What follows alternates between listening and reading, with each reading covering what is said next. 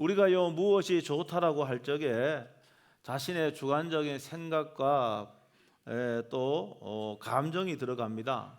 그러니까 주관적인 것이기 때문에 나한테 좋은 것이 반드시 다른 사람에게 좋은 것은 아니에요. 어떤 사람은 산을 좋아하지만은 어떤 사람은 바다를 좋아합니다. 어떤 사람은 축구를 좋아하지만 어떤 사람은 야구를 좋아하고요. 그리고 어떤 사람은 운동장에 다 싫어할 수도 있습니다. 우리들요 사람들을 평가할 적에도 자신의 주관적인 생각과 감정에 따라 평가를 합니다. 많은 사람들이요 자신에게 잘 대해주면은 그 사람이 좋은 사람이라고 이렇게 생각을 하고요. 또 자신에게 좀 껄끄러운 말을 하면은 그 사람 별로 안 좋은 사람이다 이렇게 생각하기 쉽습니다. 자신에게 이익이 되지 않는다고 생각하거나 자신의 기대만큼 상대방이 나한테 호의를 베풀지 않는 사람이라면은 그 사람 별로야 이렇게 생각합니다.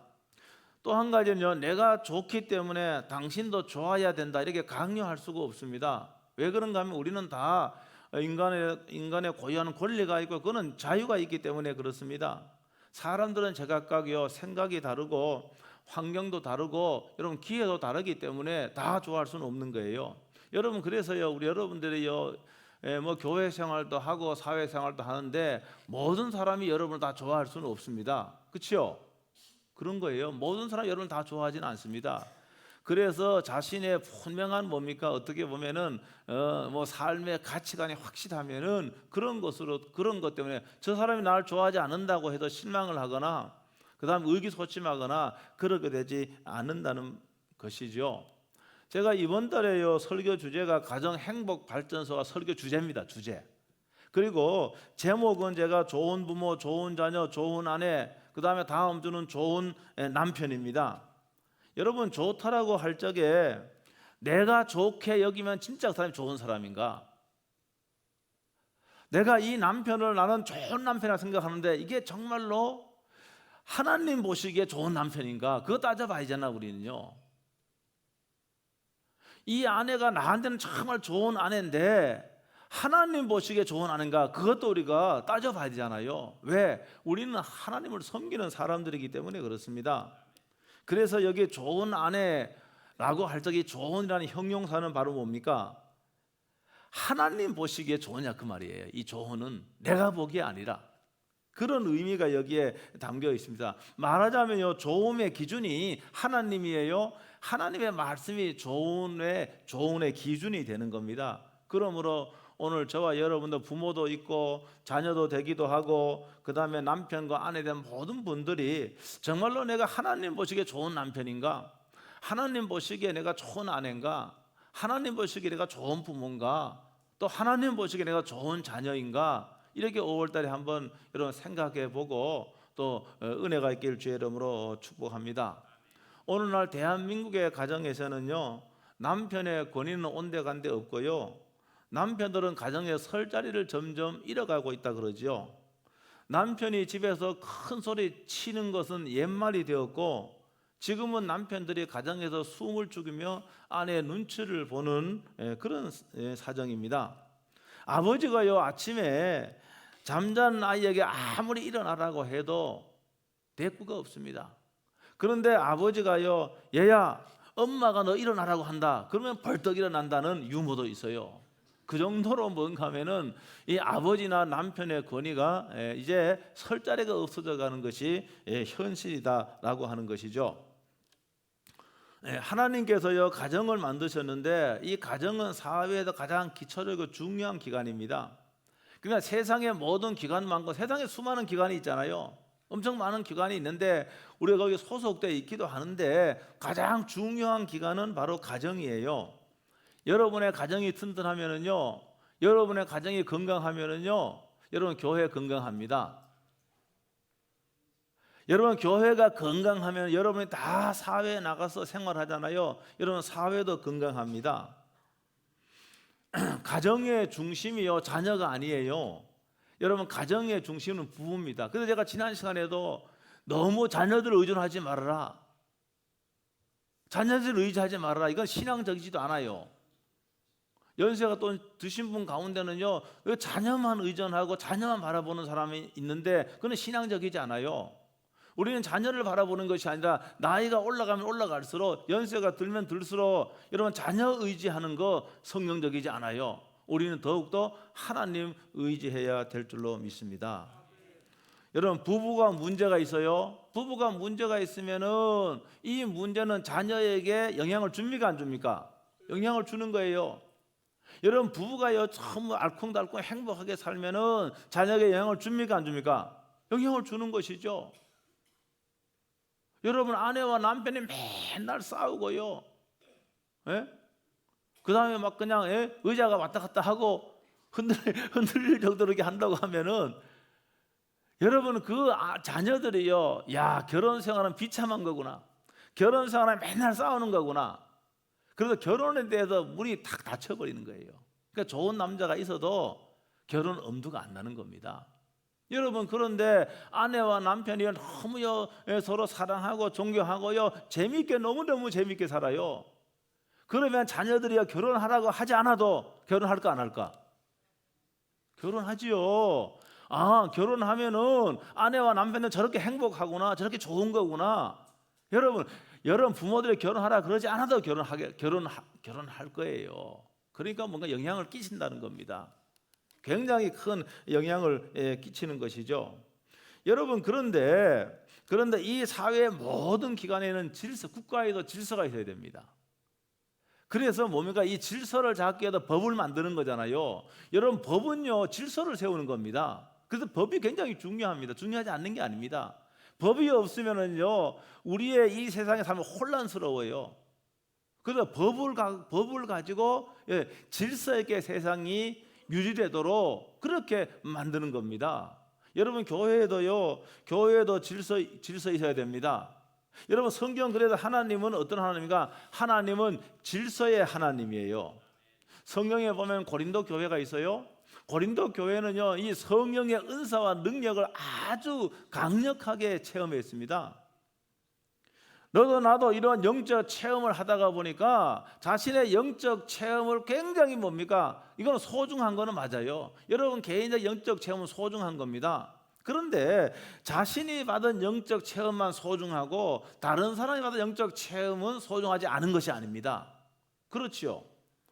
그런데 자신도 알게 모르게 자신이 받은 은혜가, 자신이 받은 은사가 우월하다, 최고다, 이렇게 생각하는 경향이 있었습니다. 그리고 자신의 은사를 높이고 다른 성도의 은사를 깎아내리기까지 했습니다. 여러분, 교회에서의 질서가 무너지고 이는 공동체가 약해지는 거예요. 이 교회가 질서가 무너지면은 이 교회라고 하는 공동체는 점점 힘이 약해집니다. 그래서요 하나님께서는 바울 사도를 통해서 고린도전서 14장 40절에 뭐라고 말씀하셨는가 하면은 모든 것을 품위 있게 하고 모든 것을 품위 있게 하고 질서 있게 하라, 이렇게 말했습니다. 여러분, 교회는요 리더십이 있습니다. 자신의 받은 은혜가 크다고 해서 이 영적 리더십을 가볍게 여긴다고 한다면은 여러분, 그 사람으로 인해서 교회는 점점 힘이 약해지고 교회는 점점 수렁으로 들어갈 수밖에 없는 겁니다. 여러분, 가정도요, 가정에서 질서가 있어야 됩니다. 여러분, 가정의 질서는 남편이 가정을 통솔하고 지도하는 가장으로서 권한을 행사하고, 오늘 본문에 보니까 여러분 동의하지 못한 분도 있을지 모르겠어요. 아내는 뭐 하라 그랬습니까? 뭐하라 그랬어요? 아내는 남편에게 뭐하라 그랬습니까? 복종하라, 이렇게. 에베소 5장 22절도 아내들이요 자기 남편에게 복종하기를 주께 하듯 하라, 이렇게 말하고 있습니다. 여러분이 이 말은 남편 된 분의 입장에서는 이거 사실 뭡니까? 굉장히 기분 좋은 말일 수도 있습니다. 그렇잖아요. 복종을 해야 되니까 아내는 남편에게 복종하도록 말씀하고 있기 때문에 그렇습니다. 그래서 실제로 많은 아내들이요 이 말씀대로 남편에게 복종하면은 행복할까? 우리 남편에게 복종하면은 지금까지 보니까 되는 일이 하나도 없었는데 또 복종해? 뭐 이렇게 생각하는 분도 있을 겁니다. 그리고 이 말씀대로 사는 것이, 여러분, 사는 건 아내가 뭐 그렇게 많지는 않을 것이다, 이렇게 혼자 제가 생각을 해봅니다. 특히 요즘 같이요, 조금 전에 말씀드렸지만은 이 여성의 파워가 막강한 때에 남편에 대한 복종은 시대착오적인 그런 말씀인 것 같이 느껴집니다. 그렇죠? 뭐 요사이 이제 한국의 남편들은 뭐 필수적으로요, 뭐 앞치마를 두르고 부엌에서 왔다 갔다 해야 됩니다. 텔레비전을 봐도요, 텔레비전 남자들은 음식을 조리하고요, 여자들은 남자들이 만드는 그 음식을 품평하는 그런 프로그램도 있어요. 아내의 허락을 받지 않고 무엇을 했다가는 그날이 아주 제삿날이 되는 그런 남편도 없잖아 있어요. 그러니까 아내의 눈치를 보며 살자는 남편이 거의 없습니다. 눈치를 봐야 된다 그 말이에요. 저도 언제부턴가 눈치를 보기 시작하더라고요. 저기 어떤가 저기 눈치를요. 제가요 여러 명의 이제 부교육자를 면접을 해보면은요, 면접해보면은요, 부임하겠다고 했다가 부임 안 해요. 여러 가지 이유가 있어요. 그 중에 하나가 뭔가 하면은 그 부목사님의 사모가 부임을 거절하는 거예요. 안 된다. 부임했다가도 말입니다, 일주일 만에 그만두는 경우도 있더라고요. 왜 그런가 하면은, 여러분 우리가 다요, 우리가 하나님께로 부름받았는데, 우리 부름받았잖아요. 내가요 하나님의 말씀을 증거하는 하나님의 사람, 내가 부름받았잖아요. 그래도 내가 기도해보고 하나님이 인도하시면은 확신 갖고 이렇게 해야 되는데, 아내 눈치를 슬슬 보고 아내 허락을 받고 부임해야 되는, 이게 말도 안 되는 그런 상황이 여러분 지금도 벌어지고 있습니다. 여러분 사정이 이렇다 보니 오늘 본문의 말씀은 도대체 이게 하나님의 말씀인가? 뭐 이렇게 생각하는 분도 있어요. 여러분 그 분명한 사실은 남편에 대한 아내의 복종이 가정에서 올바른 가족 관계 형성의 기본이 되고 기초가 된다는 말입니다. 그래서 오늘 특별히 주도적인 사람이 있잖아요. 여러분 아내지만은 이 성격적으로 남편보다 주도적인 사람이 있습니다. 지배적인 성향의 사람이 있습니다. 지금까지 그렇게 해와서 지금까지 뭡니까? 남편을 주도하고 남편을 지배하고 그런 아내도 있단 말입니다. 그런 분들 입장에서는 이 말씀에 동의하기가 상당히 어렵지 않겠습니까? 여러분 그런데 오늘 이 말씀은요, 이 복종이라는 말은 유교적인 전통 안에서의 복종이라는 그런 의미가 아니에요.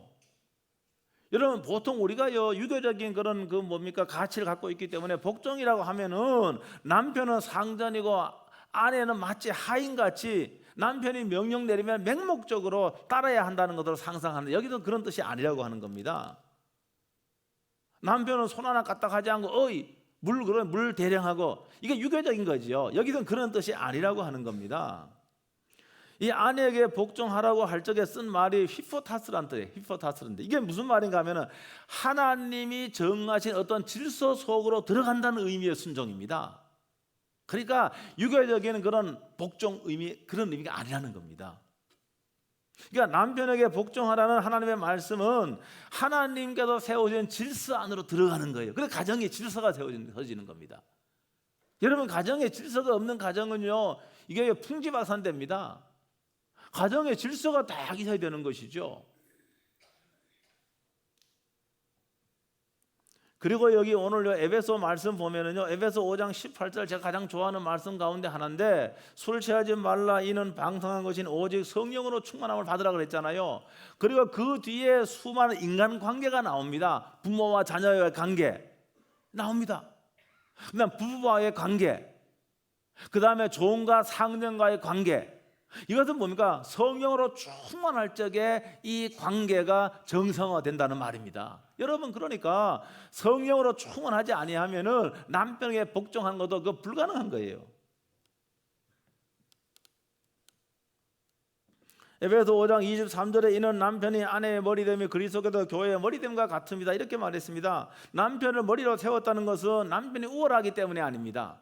착각을 하면 안 돼요. 남편이 가정의 머리가 된 것을 잘못 이해하면 안 된다는 말입니다. 여러분 우리의 인체 가운데 뇌는 명령을 해야만이 다른 지체들이 움직이도록 되어 있습니다. 뇌가 지시를 해야 됩니다.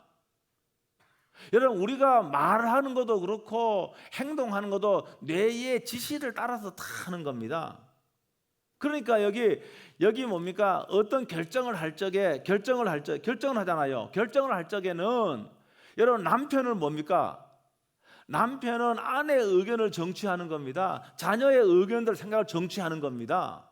그리고 최종적으로 남편이 뭡니까? 남편이 결정을 하는 거예요. 남편이 머리라고 했으니까 결정을 하면은 이미 뭡니까? 이미 소통을 하고 그 다음에 자신의 생각들을 다 물어봐고 했기 때문에 남편이 결정을 하면은 거기에 뭡니까? 순종하고 따르는 것이 성경적인 거라는 것이죠.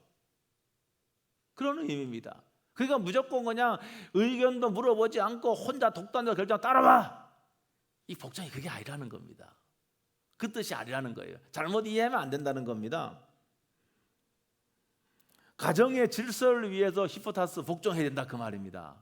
하나님이 세워진 질서 속으로 들어가야 된다 그 말입니다. 그래서 가정이요 질서가 딱 세워지는 겁니다. 아내들 가운데 내가 남편이 존경할 만한 위인 같으면 내가 존경하겠다라고 하는 아내도 분명히 있을 겁니다. 근데 여기는요, 남편이 어떤 남편에 따라 존경하고 안 하고 하는 게 아니에요. 그런 조건이 없습니다. 별벌이 노는 남편이라 할지라도 복종해야 될 것을 말씀하고 있습니다. 물론 여기서 주 안에서 복종해야, 주 안에서 하는 것이죠. 주 안에서 하는 거죠. 뭐 자녀와 자녀들이 부모에게 하는 것도 마찬가지고, 부부 관계 속에도 주 안에서 하는 것은 기본적으로 전제가 되어 있는 것이죠. 가정을 세우신 분이 하나님이시기 때문에 하나님을 경외하는 심정으로 오늘도 이 남편에게 복종할 것을 말씀하고 있습니다. 그렇게 함으로써 가정을 향한 하나님의 그런 질서가 세워진다라고 하는 겁니다. 물론요, 뭐 완벽한 사람이 없듯이 완벽한 아내도 없고 완벽한 남편이 없잖아요. 그거 없습니다.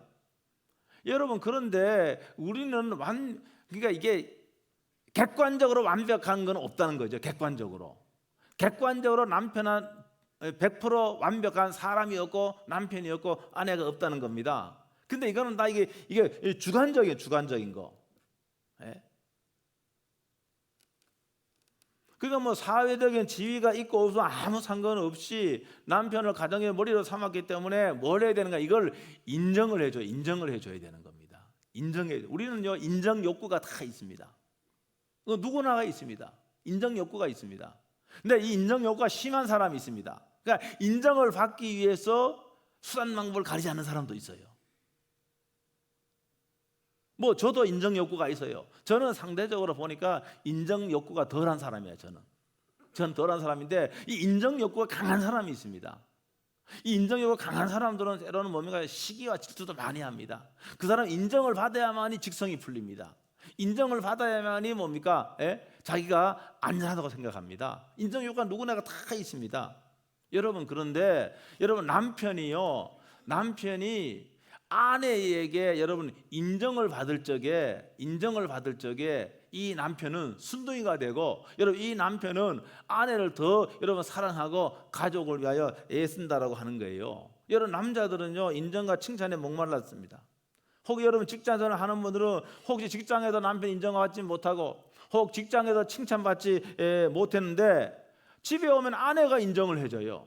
아내가 막 그냥 객관적으로 100%도 안 해, 100% 남편이라 그러고, 그러면은 여러분 직장에서 그렇게 주눅이 들다가도 가정으로 돌아오고 싶습니까? 안 돌아오고 싶습니까? 돌아오고 싶죠.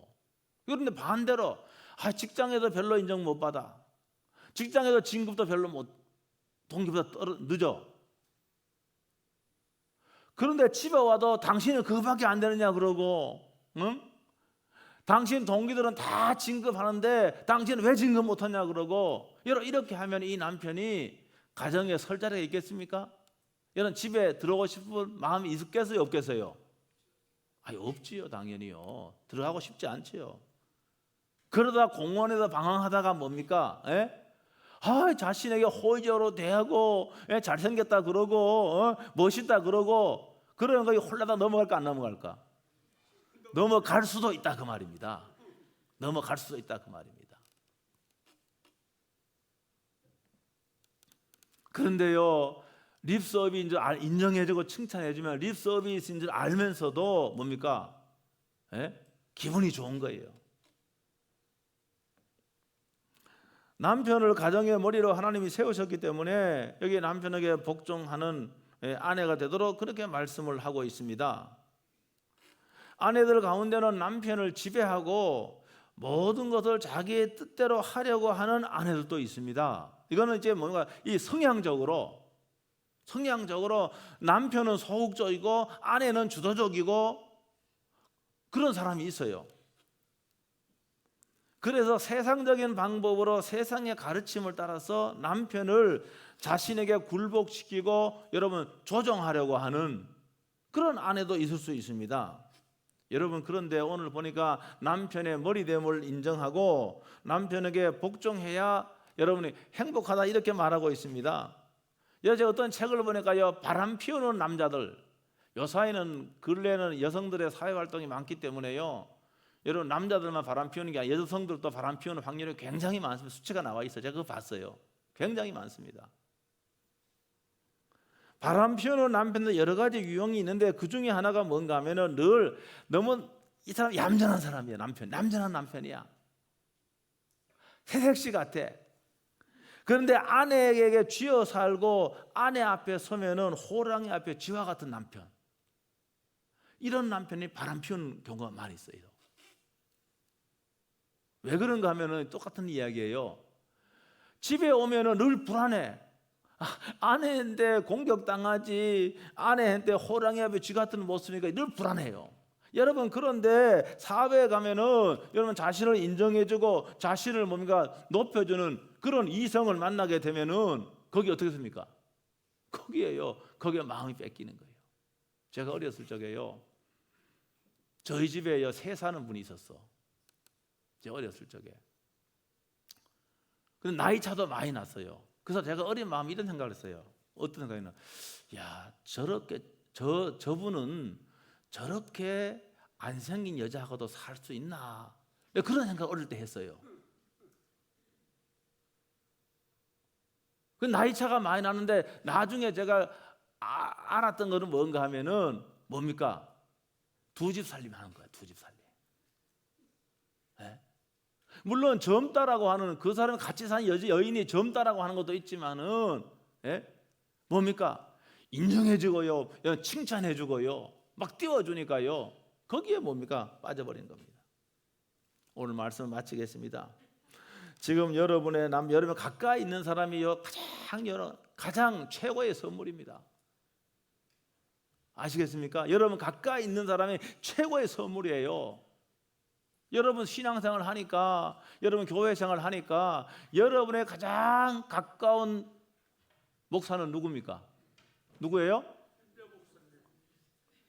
여러분에게는 제가 가장 귀한 목사가 돼야 맞는 거예요. 근데 여러분 얼굴도 모르고 저기 대형교회 맨날 텔레비 화면에서 보는 사람, 여러분 저도 돈만 내면 텔레비에 나갈 수 있습니다. 돈이 없어서 그렇지. 여러분 얼굴도 모르고 여러분 이름도 모르고 여러분을 위해서 기도도 안 해주는 여러분 그 사람을 혼자 그냥 흠모하면 여러분에게 그 사람이 귀한 사람이 아니라는 거예요. 여러분과 함께 있는 여러분 남편, 여러분 아내, 혹시 말입니다 좀 이렇게 아내로 남편의 역할을 못한다 할지라도 그 사람이 가장 귀한 사람, 내 옆에 있음으로 인해 내가 뭡니까? 위로가 되고요. 근데 없어 보면 알아야죠. 사라져 버리면 그때서야 아는 거예요. 그때 늦은 거지요. 그 사람이 귀한 사람이었구나. 떠나고 난 뒤에 아는 게요, 이것이 바로 우리의 어리석음입니다. 여러분, 그렇기 때문에 여러분 가장 가까이 있는 여러분의 남편, 여러분의 아내 서로 존경하고 여러분 사랑해서 여러분 든든한 여러분 가정을 이루고 여러분 복된 삶을 살 수 있게 되길 주 여러분으로 축복합니다. 가장 제가 강조하고 싶은 거는 여러분 인정해주고 칭찬해주면은 여러분 좋은 일이 생길 줄로 믿습니다. 기도하겠습니다. 1분 동안 오늘 말씀 붙잡고 통성을 한번 기도하겠습니다.